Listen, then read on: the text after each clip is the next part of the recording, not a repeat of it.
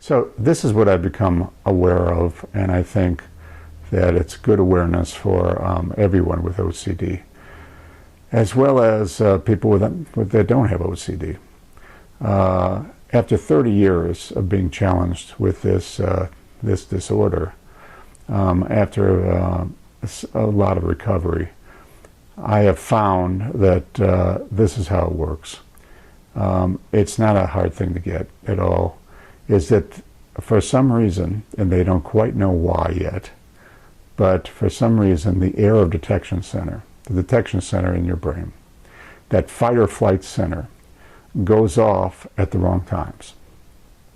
Okay, so the fight or flight is when someone, for instance, brakes in front of you on the freeway, and you see those red lights and you're right in back of them, and you suddenly are like, oh my God, I'm going to hit them, and you slam on the brakes. You slam on the brakes. That's fight or flight. You're fighting in that case.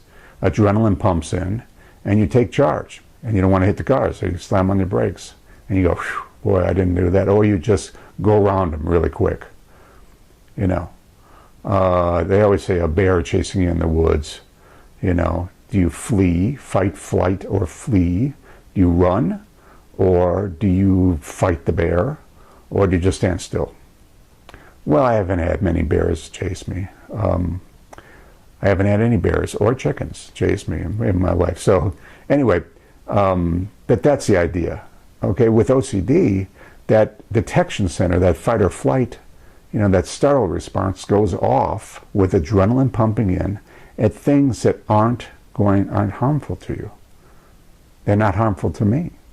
If I see a spot in the street and I'm walking along and there's hundreds of people on the street walking with me and at the same place, and I see a spot in the street, I say, oh, that could be some kind of disease. And if I step in it, it's the imagination, the right side of your brain, the right hemisphere, this hemisphere goes off. The right hemisphere goes off, the imagination part, creative part. And believe me, people with OCD are creative. They're the most creative people I have ever met. Creative, they're articulate, they're smart.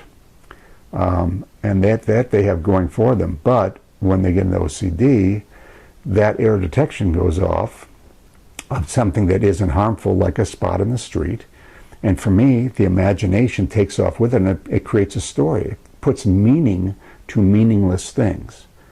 So it says, oh, that's disease. I better go home and wash my hands. I got to go around that spot, but then I have to go home and wash my hands to calm down this anxiety, this horrible anxiety. And is 10 times enough? Is 20 times enough for washing my hands? Is 30 times? Is 100 times? Is 150 times? You know, just hours and hours of washing my hands and to calm down the anxiety. And then I get stuck in a loop, brain lock, in a loop. And it's all over a spot on the street that other people are just walking on and nothing's happening to them. So the fight or flight is going off at the wrong time. And anxiety pumps in, and it just doesn't seem to stop. But it does stop. It will eventually stop. That's the difference between people that say, oh, I'm OCD, or I have a little OC. You know, big controversy about that. But it's not really controversial.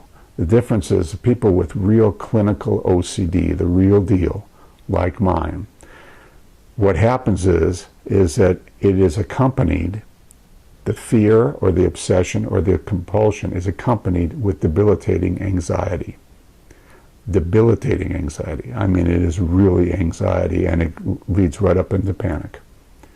Yeah, that's the difference. That's the difference between clinical. It's simple. So back to the fight or flight thing, it's the imagination taking off on this side. Fight or flight takes off, imagination builds a story around it.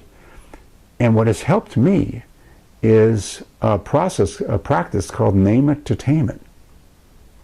When I see something and this starts to go off, see something, people, places, things, and I say, oh my God, I say, that's OCD. That's OCD at work again. That's all it is. It's OCD at work again. And for some reason, that's the left side of your brain, the logic side, saying that's OCD, to the imagination side that's going to start a story. And you say, nope, that's OCD. And you say, oh yeah, I know how OCD works. It creates stories. It creates something, if you're fearful, that isn't fearful. It puts meaning to meaningless things. I name it as OCD. That's an OCD thought. I'm not going to follow it. That's an OCD thing that I see. No, I'm creating a story. That's OCD. No, I just don't do it. I refuse to do it. OCD is a bully, and it's persistent, and I'm going to be persistent right back. I don't work with bullies. I don't work with bullies in life. I don't work with bullies in my thoughts. No. So I'm going to be persistent and say, I'm going to name it to tame it. That's OCD.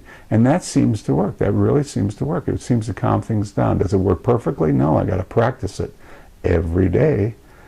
But it is a practice. It is part of the solution. And I am always about the solutions.